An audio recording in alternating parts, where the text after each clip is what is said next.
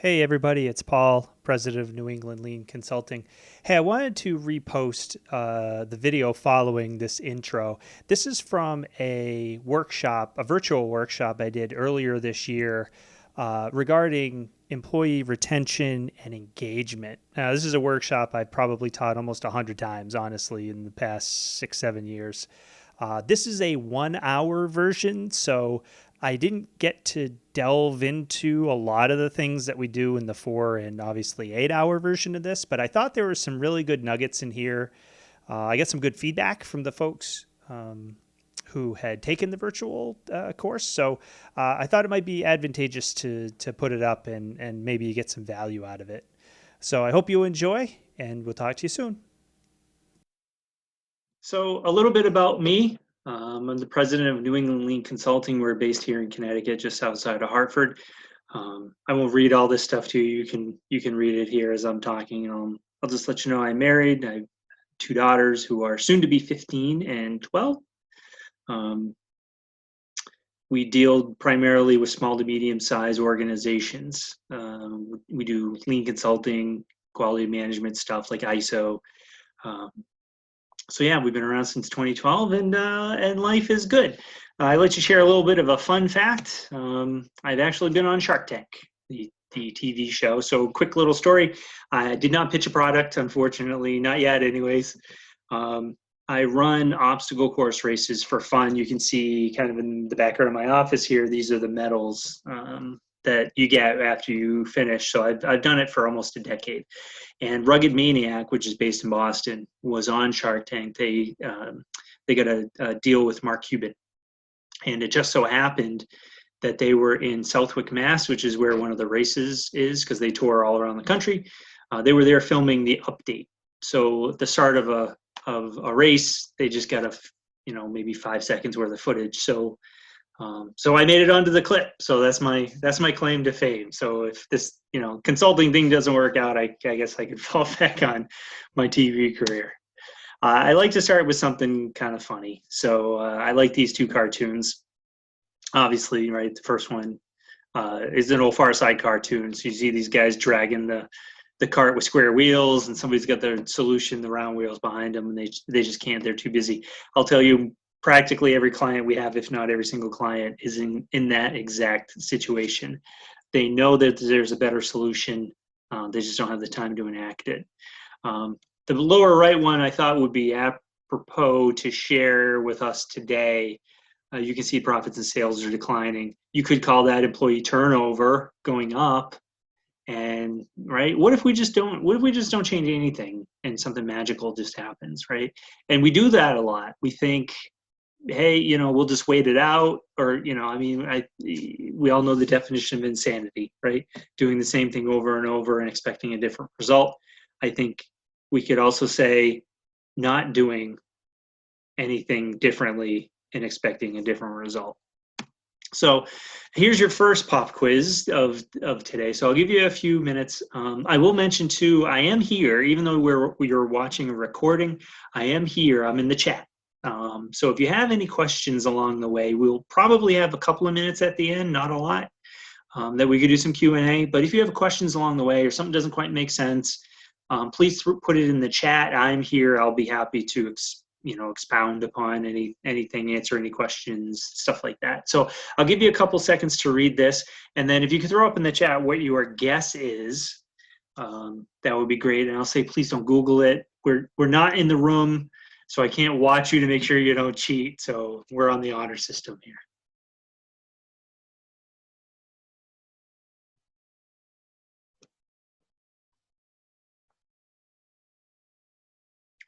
All right, so for those who said time, gold star, you're correct. We're going to talk a lot about time today. What it means, what we spend our time doing, not doing, that kind of stuff. So I like to start out with this. What is work? What does it mean? Well, Monday through Friday, we have 120 hours available to us. That's just plain old math, 24 hours a day, 5 days a week. So assuming you get 8 hours a day for sleep, which I know most Americans don't, but we'll say just for sake of math that we do. Now you have 80 hours available to you that you're awake. So at best, we're a 50-50 split between what we call work and life, or the work-life balance, which is a conversation for another time. I hate that term. I don't believe in that term, but I digress. But for the sake of this workshop, first question, when was the last time you only worked 40 hours? I'll say most people don't. Most full-time Americans work about 48 hours a week. Also, that doesn't include time commuting, which average American commute is right around 37 minutes one way. So there's just over another hour that you lost. Or what I call planned time apart, which is kids' activities, sports, travel, right? Things like grocery shopping, mowing the lawn, doing the laundry, all the other stuff around the house that has to happen. I mentioned and I refer to them a few times. So our daughters' names are Emma and Hannah. Between the two of them, they take 12 dance classes. So as you may suspect, we're back and forth to the dance studio quite often. Doing what I do as a consultant, I log a fair bit of travel time, both in the car and on an airplane. So unfortunately, this falls to my wife a lot. So there's even less time, right, that she has available. So in short, we spend more waking hours with our coworkers than we do our families, which admittedly can be a sobering thought. I bring it up and I present it this way because when we talk about turnover, I have data to share that there are certain things that are motivators and demotivators for us at work. So I like to paint this picture that really it's our family, Monday through Friday, and we kind of have to think about it that way. So my first question, and this one's rhetorical, you don't have to throw it up in the chat. Why do we do it? Why do we get up every single day, leave the people who presumably mean the most to us, i.e. our families, and go somewhere else and do what we do? We have to get something out of it. So the next rhetorical question is, why do you pick your profession? I'm a mechanical engineer. I am because that's what I chose to be to some extent, but it's also because I know that's who I am. It's what makes me tick. I was that kid that took my mom's, circa 1972 can opener apart, which was about the size of a shoebox. But I took that apart when I was, I think, 6 or 7 because I wanted to see how it worked. Spoiler alert, I couldn't get it back together. But that's me. That's who I am. We have healthcare facilities and hospitals who are clients. So doctors, nurses, right? They do that stuff not because they make millions of dollars doing it. It gives them intrinsic value. There's a book I love to recommend. It's called Finding Your Own North Star. It's by Martha Beck. It's probably 20 years old by now. It's one of those books, when I read it, it was a paradigm shift for me. It really lays out, when I talk about intrinsic value, it really lays out what that means. So I strongly recommend, if you can find that one, pick it up and give it a read. I know there's a billion, you can't see it behind me, but my bookcase is filled with business books. That's one of the ones that stands out. A couple of podcasts, if you're into that. Again, I love these two. First one's Lead from the Heart. It's by a guy named Mark C. Crowley from California. It's fantastic. It's very thought-provoking. He brings on thought leaders, authors who talk a lot about this kind of stuff. He recently had Kim Scott, who wrote Radical Candor. He's had Amy Edmondson, who wrote The Fearless Organization. Both of those things follow right along with all of the topics we're going to be talking about. Work Life is a podcast from Adam Grant. Adam is a professor at the Wharton School in Philadelphia. I'll tell you that one, his seasons are pretty short. He usually only does 5 or 6 podcasts in the spring, and then he takes the rest of the year off. But again, very similar. He's an organizational psychologist, so he comes at it from that perspective. Fascinating kind of stuff. And again, dovetails very well with the topics we'll be talking about today. So, question, rhetorical for you. This is a question I ask organizations all the time when new potential clients call us up. And I'm out and I'm talking to people when I'm in there doing organizational change kind of stuff. Do you get to practice your profession as much as you'd like? In other words, how much of your day is spent actually doing your job, what you were hired to do, what you've been trained to do, what you went to college to do. It's shocking and somewhat depressing how low these numbers can actually be. But I bring it up because I have some poll data that I'll show in subsequent slides. These are the reasons why people quit. It's generally not money. Money's sometimes third, fourth on the list. A lot of times it's this kind of stuff, but we'll get into it. So as I mentioned, I am here on the chat. So pop quiz. If you could, in the chat, take a guess for me. How many Americans do you think quit their job every single month? And when I say quit, I mean quit, not laid off, not fired, not voluntary separation package kind of stuff, or retired. I mean flat out 2 weeks, I quit, I'm out of here. For our frame of reference, there are roughly 127 million full-time Americans are working full-time. And I mean full-time, so part-times don't count as far as this poll goes. So I'll give you a couple seconds, throw it up in the chat. What do you think that number is?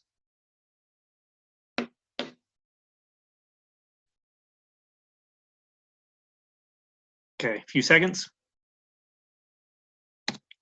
3.5 million. Now, I will say this is pre-COVID-19. That with unemployment and the triple P and people being laid off, brought back, it's the data's practically unmeasurable. But prior to that, 3.5 million Americans every single month quit their jobs. So according to this Gallup poll, there's some potential reasons why. 66% said they were either not engaged in or actively disengaged from their job. So that's every 2 out of 3 workers, right? Not engaged in means, listen, I come in, I do what I do, and I go home, and I don't worry about it. I can't. Actively disengaged from means I am looking for a new job right now, and as soon as I get one, I'm out of here. So think about the headspace that those folks are in. How excited do you think they are to come up or get up and come into work every single day? How excited are they to enact any kind of organizational change or do anything out of the framework of this is what I do every day? Probably not very. 67% of employees say they're sometimes, very often, or always burned out at work. Burnout means what? Well, can't take it anymore, overworked, tired, can't keep up. We need more people. These are all things that honestly, my staff and I, we hear. If we hear it once, we hear it 100 times a week. A lot of places are all in the same boat, but we're going to talk about some reasons why. Those who are very often or always that reported that experience burnout are 63% more likely to take a sick day. Guilty, I've done that, because there are days I woke up and I'm like, you know what? I just can't get this. I can't do this today. I don't have it in me. 23% more likely to visit the emergency room. If we have time, I have a story on that one. I had a boss who did just that. He didn't have a nervous breakdown, but it was darn close. He had a very serious panic attack. He was out of work for many, many weeks. And it was all this kind of stuff. It was just, they piled it on until he broke, right? And it's sad. Here's the big one. 2.6 times as likely to leave their employer. So you have almost a 3 times better chance that somebody's going to quit if you burn them out. So, and I know this is depressing. I promise it gets better. Workers don't feel engaged. They aren't fulfilled by their work. They aren't supported by their boss. They don't get along. So they quit in high numbers. I mean, if 3.5 million people quit every month, that's what, 36, 40 million, just over 40 million people every year that go and get a new job. So my question is, what happens when someone leaves? If you want to put that up in the chat to share, please feel free. You don't have to. I'll guess a lot of you are thinking this kind of stuff, right? You have to, number one, you have to get approval to get that person replaced. And let's say you do. Well, then you got to get the job posting up, or you got to call the recruiter, get them looking. get people screened, receive their resumes, take a look, phone interview, schedule an on-site interview. Can you coordinate all the managers and leaders' schedules so they can meet with this person? Then they have to make sure that the person's even still interested. Have them pass a background check and a drug screening, and then you have to pick a day when they can get. It's a lot of work. It depends on where you look, but excuse me, generally speaking, 20 to 35% of the salary is spent on the job search just to replace somebody. And it takes about 36 days, so just over a month to find a replacement. Now, the other thing I want you to think about is what happens to all the work that that person was doing when they were there, but now they're not? Well, it falls on everybody else, right? Well, I just showed you a bunch of statistics that said the majority of people already feel like they're burnt out. So what do you think this added work is going to do to them? This is just going to make it worse, right? It's the catch-22 of the system that we have. So I'll give you some tips on what we can kind of do about it. So what I want to talk to you about today are the 3 ways you might not be thinking about turnover. So I'm going to challenge you a little bit to think about this differently. I come at this from my perspective. So I've hired and fired. In my career, I've probably had 300-400 people, direct and indirect, that have reported to me. So I have a certain perception, but as HR professionals, you have yours. We all have different ones. I'll talk about that when I get down to the 3rd point. But I just want to I want you to think about and understand that I'm coming at this from a little bit different perspective. So again, it's as the title says, it's ways that you're probably not thinking about it. So the first one is, employee turnover creates a compelling case for change. So what do I mean by that? Well, we often need this in order to sustain an organizational change. And the analogy I use a lot is New Year's resolutions.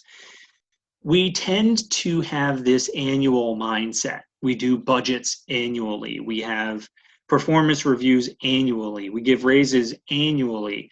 So when New Year's rolls around, we think, okay, here's my chance, right? I'm going to finally lose the weight. I'm going to finally quit smoking. I'm going to go back to school. I'm going to do these things. Around Valentine's Day or mid-March, if you're lucky, these things are gone. And the reason they get gone is they're too big. You don't have a plan to enact them. It's just a BHAG, right? A lot of times when we think about turnover, we think about it in the same way. Well, we got to get this turnover rate down. Well, how are we going to, the conversation is, well, how are we going to do that? Well, we got to do this, we got to do that, right? But a lot of times that's up here when we need to be down here. Because when you're up here, just like with New Year's resolutions, odds are it's not going to stick, right? So I say, don't do that, right? Again, the compelling case for change means in the economy, again, COVID notwithstanding, but the economy that we had going was fantastic. Stock market was an all-time high, unemployment was at an all-time low, right? What that means is people can pretty much go get a job anywhere they want. We didn't have one client, no kidding, that wasn't looking for somebody, for a machine operator, an inspector, somebody in quality, an engineer, a manager, a supervisor, any of that kind of stuff. So we get calls, do you know anybody? Can you help scalp it from another client? Which, of course, no, we're not going to do that.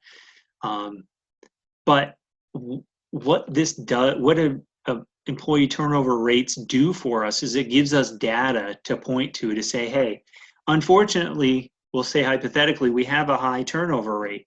Well, what are we going to go do about it? Let's put a plan together to take specific time-bound, smart steps to go address. And again, with the economy the way we had it, 4 or 5 months ago, we need to be thinking about this proactively. Because when all these other places are doing these things to keep people, to avoid costs and the pain of going to have to find new people, it forces us to do the same thing. That's what I mean when I say compelling case for change. So in some sense, it could be a good thing. Employee turnover could be a good thing because it forces us to think different. When unemployment is 10, 15%, everybody's just happy that they have a job. So we don't necessarily have to spend any brain power or effort thinking about, well, how do we keep these people? Because they're going to stay anyways. So you think about it from that perspective, you think, well, maybe, we have the opportunity to lose people. It forces us to think, well, what can we do to make sure that that doesn't happen? That's what I mean when I talk about a rising tide lifts all boats. So again, when the economy is going well, it means good things, profitability, growth, all the good things that businesses like to talk about. But it also means, again, we have to think about, well, if that's the case, then these other machine shops are looking for people. We can't afford to lose anybody. What can we do right now to make sure that we don't? We have to enact better processes in order to retain our top talent. So what do I mean? Well, how about a robust training program? This receives a lot of lip service. It's listed as a top motivator. If you're so inclined, you can read the latest Gallup poll. I think it's 400 pages or so long. But trust me when I tell you, this is one of the things that people list as, a reason why I love my job is because I have the opportunity to get some training. Learning new things, new technologies. Maybe I want to branch out. Maybe I don't want to be a mechanical engineer anymore. I want to be an industrial engineer. Well, maybe there are some things I need to learn to be able to do that. And oh, by the way, my company will help me do that. It's a motivator for folks. Unfortunately, it's also one of the first things to get cut during a downturn. When I first started, I worked in the automotive industry. I was at a tier 1 manufacturing supplier. And it was very cyclical, and it was very roller coaster-ish, because we would literally get phone calls in an afternoon from an auto manufacturer, and they'd say, listen, our inventory is too high. We're going to stop all shipments for the next 2 weeks, 4 weeks. And we would literally say, well, okay. So immediately, travel and training. We're gone. So the standing joke always was, well, if you want to get training, you got to make sure you get it in the first quarter, because odds are it's going to go away. What about opportunities for advancement? Do those exist? People like to know, what am I working towards? Now, there are some people, like my wife, who's been a buyer. She's been a buyer for 20 years. She loves it. She doesn't want to be a manager. She doesn't want to go to a different department. And that's okay for her. That's not okay for everybody. I'll tell you, I was always one to say, okay, here's what I'm doing now, but I want to know, what am I working towards? I have to have some other goal that I'm thinking about. Excuse me. How about a formal onboarding process? And I got a couple of stories I'm going to share. But if we're in the instances or the situation where we have some turnover, we need to have a formal onboarding process. So I'll challenge you to think, well, what's our day one plan? When we finally find that person and hire them, when they walk in, what should we expect of ourselves for that to look like? I'm also a big fan of the 30, 60, 90 day plans. I don't like to call it probation, but 30-day, 60-day, 90-day check-ins. Like, where should we be? Are you okay? Are we okay? Like that kind of a thing. It's also your opportunity, right, to set the stage. And the stories I'd like to share in this particular case are diametrically opposed. So in my career, I've worked at 8 different places. One time, did they have what I call a decent day one plan and a 30, 60, 90, subsequent 30, 60, 90 plan. I took over as plant manager of a medical device company. So I showed up around 7:30, 8 o'clock. In my office, which I knew where I needed to go, so I had my desk, my computer was set up, my phone was set up. On the desk was a handwritten note from my new boss, a cup of hot Dunkin' Donuts coffee, hazelnut, and they knew that was my favorite because it just had come up in casual conversation during the interview process. And I'll tell you, that meant the world to me, because that had never happened before, and it didn't happen since. that set the stage for me to think, wow. And I'll say in the note, it said, thank you so much for being here. We're really excited to have you. We know you're going to do great things for us. We hope that we can do great things for you. Words like that. And imagine, here I am, I'm walking in. I've never been a plant manager before. I was relatively young. I was 29 at the time. I'm walking into this company. I don't know anybody. I've met a few people during the interview process, but that doesn't mean I know them. And here's this presentation for me. Think about, do you think I felt special? Now contrast that with another experience I had where I got hired as an engineering manager, and I walked in, I get walked down by a security guard to where I get my badge. So I get my picture taken, my badge printed out by somebody who, quite frankly, couldn't really care less, right, who I was and what I did. So I get my badge, and then I get brought to a waiting room where I had to spend 15, 20 minutes till my new boss showed up. Now, I met this person one other time in the whole interview process.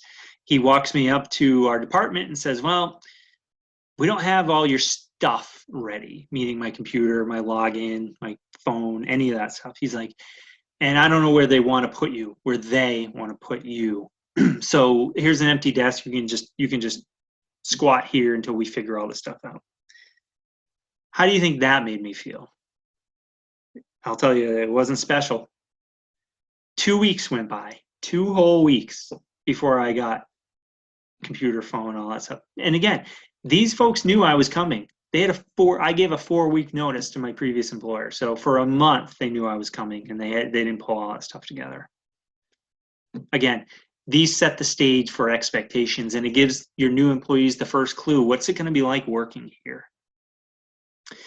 58% more likely to stay if you have a structured onboarding percentage. And think about what the return on investment, if you want to think about it that way, what that looks like. It's cheap insurance. So again, there's some data, and I know the bar chart's a little tough to read, but I'll go through that here in a sec. But again, per the Gallup poll, when you compare the business units on the top quarter versus the bottom quarter, no surprise, better customer engagement, higher productivity, fewer accidents, higher profitability, right? That gets attention of leaders, managers, owners, CEOs, right? Because the language of management is money. So in the bar chart, I want to draw your attention to, that's Gallup poll data. The dark blue is, these are all separations. So the dark blue is other, so that's retirement or whatever. The gray bar is laid off. So that's theoretically, it's, change in the business or the organization or whatever. The light blue is quits.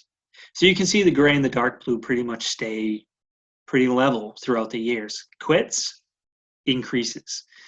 So what does that tell us? Well, it tells us that people have options. It tells us that people are looking. So again, the compelling case for change is we need to look in the mirror and say, well, what are we going to do to make sure that we don't wind up as one of these light blue bars? I want to change a little, share a little bit of data. This is from the Children's Medical Center lab, blood testing lab in Dallas, Texas. And this is from a job satisfaction survey that they did. So I won't read each individual one. You can kind of get the idea.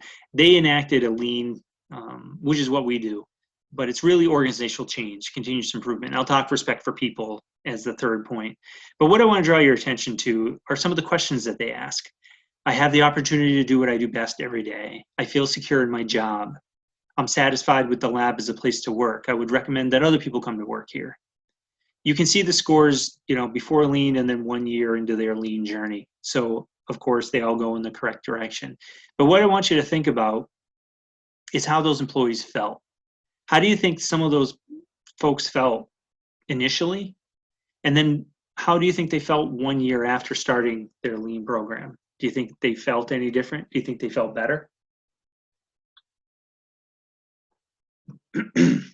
I can tell you that they did, for obvious reasons, right? And these are all the things that we've kind of been chatting about. When people feel like they go into a place and what they do matters, and that people are there and they care about them and care about what they do, you have a much, much better chance at keeping them. I want to talk about the psychology of change, and again, we're just going to scratch the surface here a little tiny bit. So first thing I like to remind leaders and managers is you can't convince someone to do what you want. Now, we call that command and control, and it's not dead. I wish it were, but it certainly is a general understanding. We know that it's not going to work in the long term. You can tell somebody to go do this, and they'll probably go do it right up until the time they don't. When they come into your office and say, you know what, I quit. I'm out of here. I don't want to do this anymore. I couch this by reminding people everyone's favorite radio station is We FM. What's in it for me? You've probably heard that before. Excuse me. So it can't always just be money. You can't say, well, if you go do this, I'll give you a gift card, or I'll give you a raise or whatever.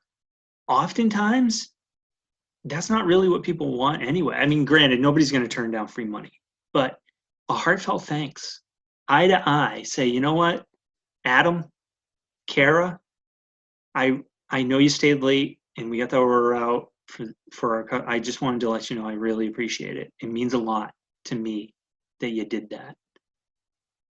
A lot of times that's all it takes. They just want to know that what they're doing matters.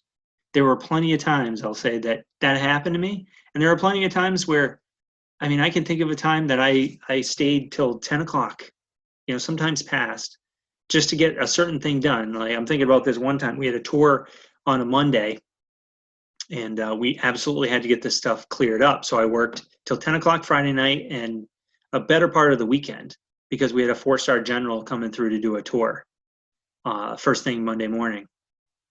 And Monday morning comes and the general comes through, and it was all over and done with in about 10 minutes. And that was basically it. And not one thank you. And I'm just like, what did I do this for? So I lost all this time with my family for what? A bad system will beat a good person every time. It's a quote by Dr. Deming, and that's his picture there. He's somewhat of a folk hero in the lean community. He was an organizational expert, for lack of a better term, in the 60s. But we could easily replace the word system with process, culture, which we'll talk about here in a few minutes. But we've seen it. I've seen it. I'm sure you have too. Whatever culture you have, or however defined or undefined it is, new hires will adhere to that, because that's the collective. And as an individual, it's very difficult to influence those things. So if you have a culture that's bad or non-existent or indescribable, if you spend all that time and money trying to find somebody, you want to make sure you have the culture that's going to support it and support that they stay around and they hang around for a while. One final thing, I like to say, it's not that people resist change. They resist being changed. And I despise the fact that this is urban legend. Well, people just don't like change. I don't think that's always really true. They resist being changed. They resist not having some influence over what affects them.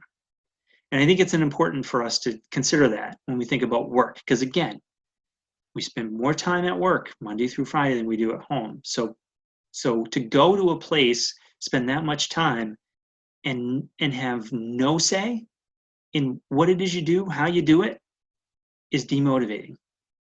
No surprise.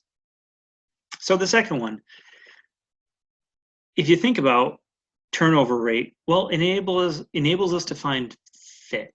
So in other words, in a certain aspect, maybe it's okay that we had some turnover, because maybe those people didn't fit the culture that we have or the culture that we want.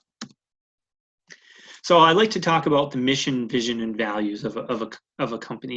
You could also say the culture, but this breaks it down, I think, to the next level, because these are a little bit more easily quantifiable and definable than just when you say culture.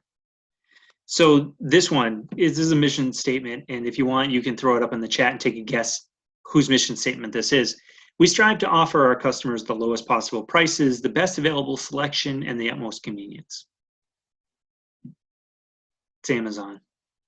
right? To no one's surprise. That is what they do. As a customer, meh, I'm like, okay, that's fine. But as an employee, that statement doesn't inspire me to get out of bed every day.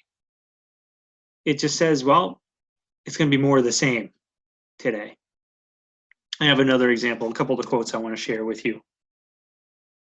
This first one, why is it that every time I ask for a pair of hands, they come with a brain attached?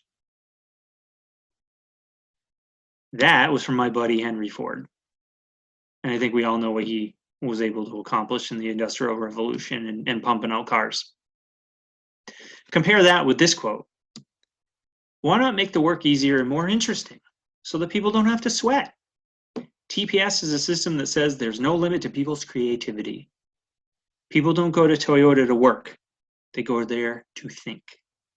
That is a quote from Taiichi Ohno, who was one of the founding people of the Toyota production system, which is TPS, which is exactly what Lean is all based on. That's the whole history of it. But the point I want to make here is Ford and Toyota, they both make cars. So if you're a person on the assembly line and you install the dashboards of cars, right? The two people in a Ford plant and a Toyota plant that do the same exact job in the same exact way, how would you feel going into Ford versus going into Toyota? What do you think the company values out of you as an employee? Now, I will tell you, I think I mentioned when I first got my start, I had a tier 1 automotive manufacturing supplier.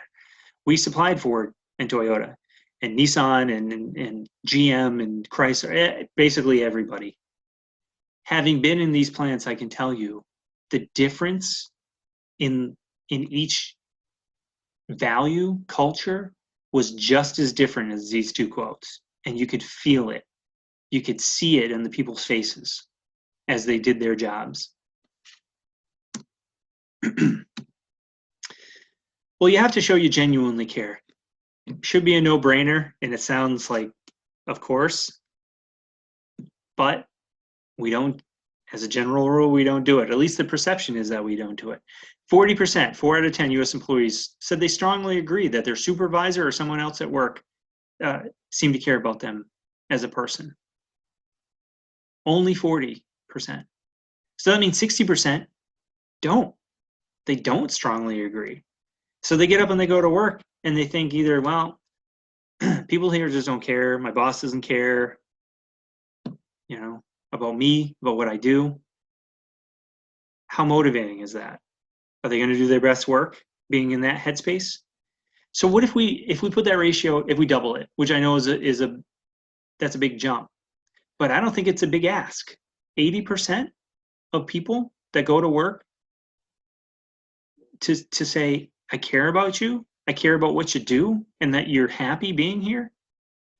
32% reduction in safety incidents, 41% reduction in absenteeism, right? People can't work and get work done if they get hurt and they're at a walk-in or, God forbid, the hospital. They can't get work done if they're not there because they called out because they, like me a few times, they just didn't have it in them to deal with it that day. It builds a relationship based on trust. That's paramount. That's the foundation of all of this kind of stuff. If your folks trust you and you trust them, it makes sometimes difficult situations and difficult conversations that much easier. You can give that I shouldn't say critical, you can give that feedback, constructive criticism, much, much easier, and they'll take it easier. A tool I like to use is called Keep, Stop, Start. And it's something I've used throughout the years. And I just ask my direct reports, are there things you want me to keep doing, stop doing, start doing? One of the things one of my folks gave me back as a stop was, can you just stop emailing me stuff? If you need me to do something, just call me or come see me. Now, I will tell you, it was a surprise for me because to me, email is a tool that you just use when you say, hey, this isn't urgent. I didn't want to interrupt, which is what a phone ring kind of is. I didn't want to interrupt you in what you're doing. So I emailed it to you. That way, when you read it, you can handle it and take care of it at that point or when it's convenient. So to me, I was actually doing the right thing. To him, it was a demotivator because he's like, I don't like email. It's not my thing. I don't like feeling that pressure that I always have to check it. I'd much rather just deal with the phone. If I see the red light blinking, or come find me. We're not a big plant. And he was right, we weren't. If you need me, just come get me. I'd rather just take care of it then. So he wouldn't have been able to give me that feedback if he didn't trust that I would listen to it. And I wouldn't have been able to take it from him if I didn't trust that he had our best interests at heart together.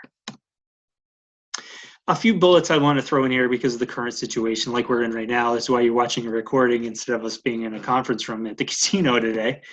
For COVID, right? So new routines. It's easy to fall into, because there's been a lot of things. A lot of us are working from home. So there's been a lot of things that have changed that we don't have control over that we may or may not particularly care for. So I think it's important as managers and leaders that we show some leadership throughout this. So in other words, just a few ideas, and you don't have to do these, but these we've been doing, and it seems to be working. Have some one-on-one calls. So instead of, we can't do it in person, but just schedule it at a certain time. Say, hey, just a quick, it's not an hour-long chit-chat. It's a 5 to 10 minute thing just to check in. Hey, how you doing? How are the kids? Right? Everybody's kids have been home since what, March? Not even sure here that we're going to go back in the fall. And that's stressful, right? With us, there's no camps in the summer, and we're struggling a little bit with how to keep everybody engaged and happy, and it's stressful. And I think it's important that we acknowledge that, right? So it's just a quick check-in, and it doesn't have to be about work, and you're better off that most of it's not about work. Or send an email or text for no reason. Just say, hey, I just wanted to check in with you and let you know I was thinking about you. I know that, right? Whatever. Your kids' camp was supposed to start this week, and it didn't. So I know that they're probably bummed out, which would affect you. And I just want to let you know I was thinking about you. Imagine how powerful that could be for folks. Set up a video chat with your team. Do something fun. You could play Two Truths and a Lie, or Never Have I Ever. There's all kinds of, kind of silly, fun things to do. But I think it's important just to get our minds off of all this other stuff that we have going on. And again, it helps build trust. I'll say that turnover that I've seen at our clients in the last 4 or 5 months since COVID hit is pretty much zero. Nobody's moving anywhere because nobody's hiring. But I'll say once we get out of this, whenever that is, and we get back to air quotes normal, people will remember how they were treated throughout this whole thing. So that random text that takes you 5 or 10 seconds to write might just be the difference between people sticking around and people leaving. The resume plus the interview does not necessarily equal percent fit or equal fit. If I had complete control, I would just do away with all that stuff, because I think that it's I don't think it gives you the whole picture. And that's why I think the 30, 60, 90 thing is such a much more powerful tool. But this is what we do, right? We read the resume, they sound good, they come in, they interview real well, and then we think, great, they'll fit right in, right? And granted, I mean, we've all been through all the training of behavioral interview, right? Questions. So, hey, tell me about a time when you did a project or you were involved that didn't go as well as you wanted it to, or you didn't get the outcome you needed, or tell me about a time that you had to adhere to a company policy that you didn't necessarily agree with. They've been around for so long, people have canned answers for them. They're going to be ready for them. I don't think it necessarily gives you any kind of insight into really what makes them tick. You have to, when we talk about fit and culture, you have to maintain consistent messaging about what's important. Now, the story I share here is about our firstborn. We had to get my wife had to get induced because she was late. So we knew we were going to have Emma on a Tuesday, and we did. On Wednesday, I get a voicemail from my boss, and she says, hey, haven't heard from you, but we're supposed to have your department luncheon tomorrow, which would have been Thursday. I'm assuming you're still coming because, again, I haven't heard from you. So call me, let me know. And that was it. Now, how do you think that made me feel? Here I am, 30 years old. I'm a brand new dad. I've been a dad for less than 24 hours. And it wasn't, hey, I wanted to call and see how you are. How are you feeling? How's mom? How's the baby? It's, I haven't heard from you. So I'm assuming you're still coming back to work tomorrow to have lunch with your team. So it really told me a lot about what my boss's priorities were and how she felt about me. I'll tell you, I didn't last long after that. I was hurt and very angry. I left a somewhat less than professional voicemail back to her, and I just said, we are gonna talk about this when I get back in the office because I'm very offended. And we did. And that was so. Anyways, when we talk about culture and what makes us tick, in that instance, how great would it have been if she had said, you know what, I know you're not going to be here tomorrow, obviously. Just want to check in on you, make sure you're okay. I hope everybody's doing well. We have everything covered. Don't worry about anything here. We'll see you when we see you. Call me when you can. I just want to make sure everybody's doing okay. How much different would that have been? I might still be there today. Who knows? Are the mission, vision, values apparent? Are they tangible? When I go to a new client, I ask these types of questions. What's the culture here like? How do you feel coming into work every day? A lot of times I'll have a manager, oh, I know I know the answer to this question. They'll walk me into the cafeteria or the break room and they'll point to the wall and say, oh, there it is right there. There's our mission statement. And it reads just like the one from Amazon. We strive to be the best, making widgets that bop, bop, bop, right? That doesn't inspire anybody, right? Compare that to Apple or Google or Tesla, right? These people, right, in the intrinsic value, they get up and they go in because they believe in what they're doing. Yeah, and again, that's what these companies do. They tap into their passion. In other words, again, Martha Beck, what's their North Star? What drives them? What gives them the ultimate satisfaction? For me, again, as an engineer, it's building things, whether it be processes, assembly lines, figuring out how to make something, get something put together.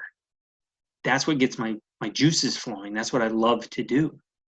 So my boss's job is to make it so I can do that as much as I possibly can. That's what makes me happy. That's what will make me stay.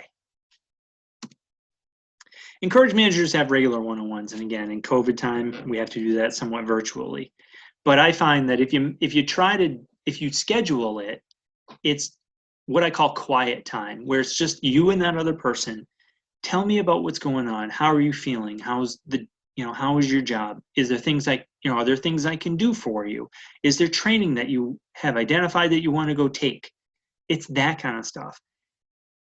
Separate from the daily fray of, hey, I need your help, or ring, ring, I need your help, or I need this, I need that, right?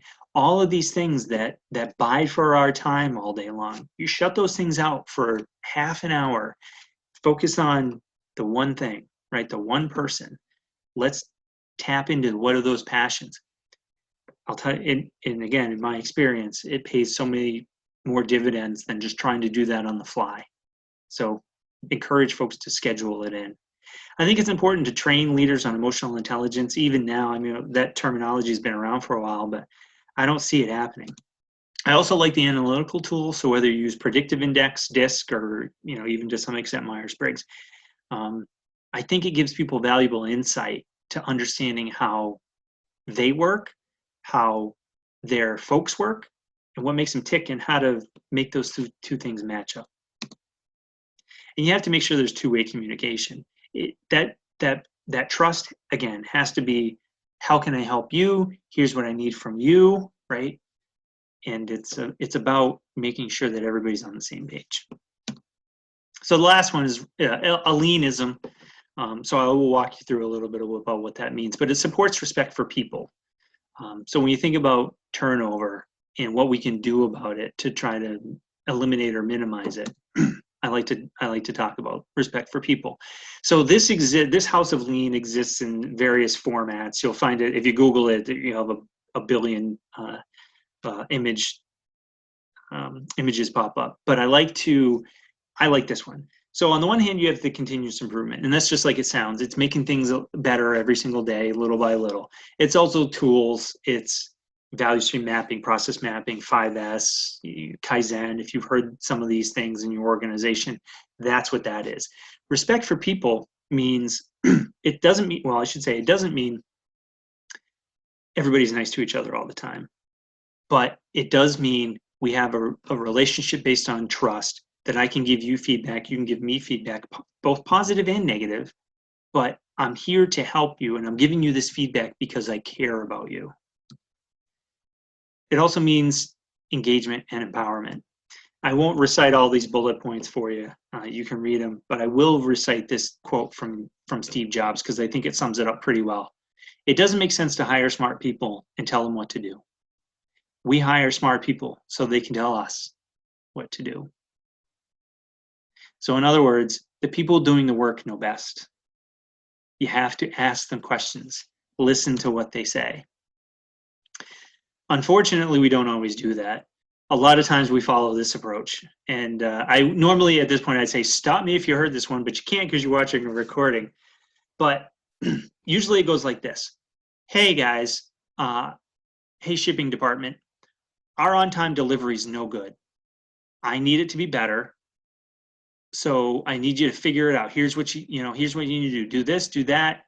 And if you can't do that, you let me know. I'll go find somebody who can. Or some semblance of that, right? So what's the problem? Here's what I want. Here are the options I've decided I'm going to give you. I've given you a choice. You decide. But it's not really a choice. It's an ultimatum.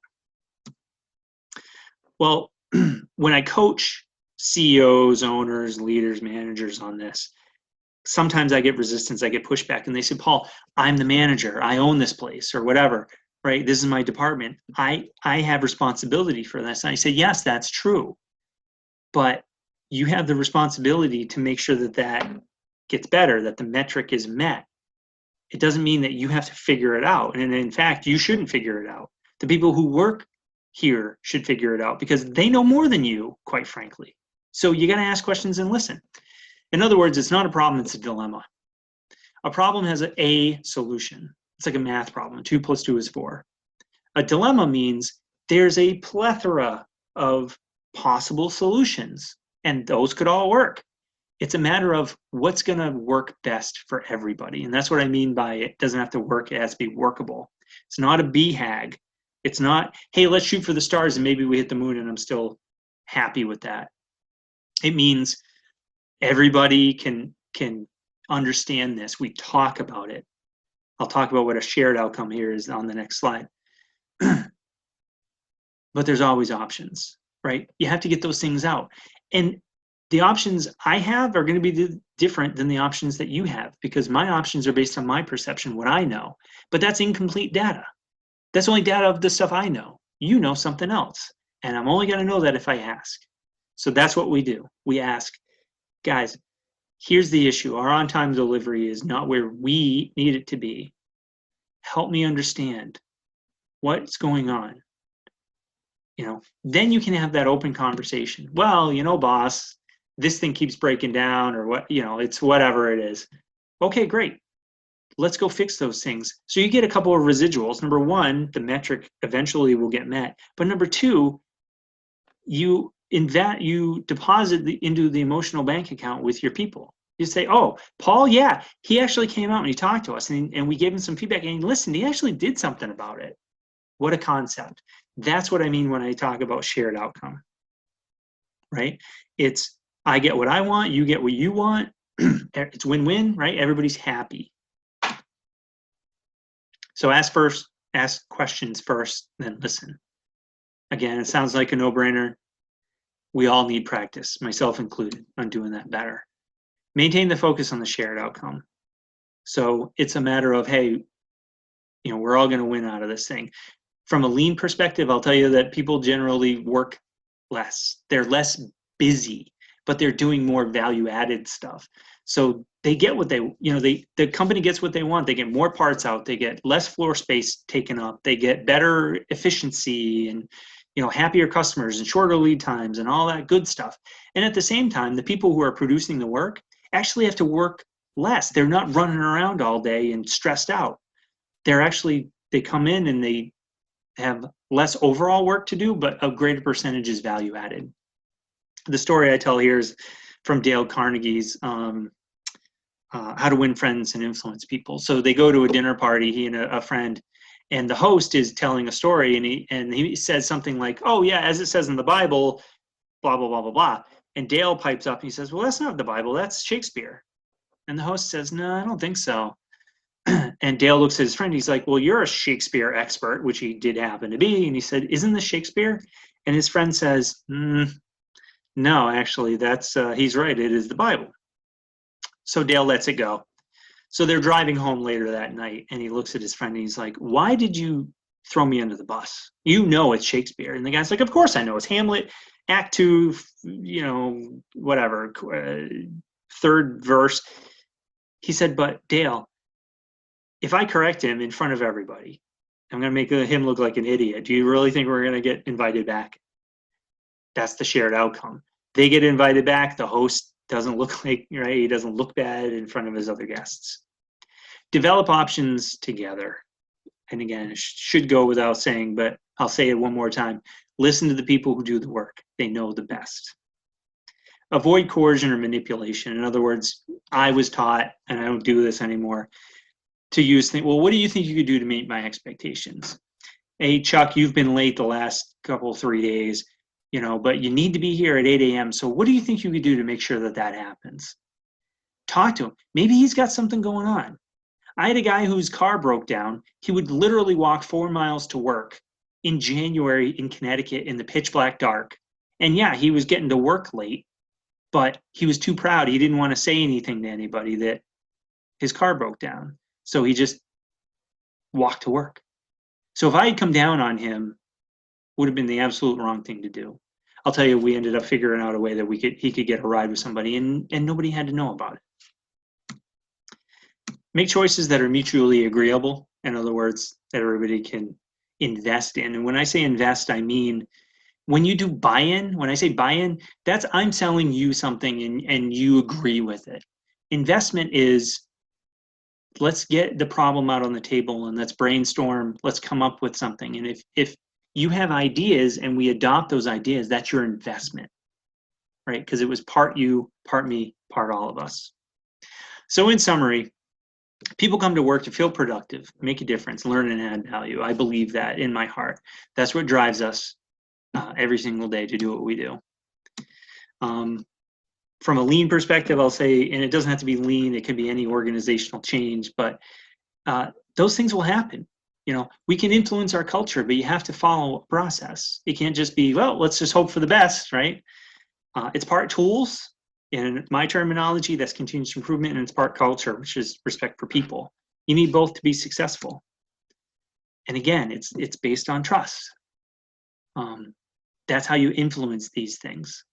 And when you have that in an organization and a culture that supports it, you're more apt to retain your people, which is ultimately what we all want.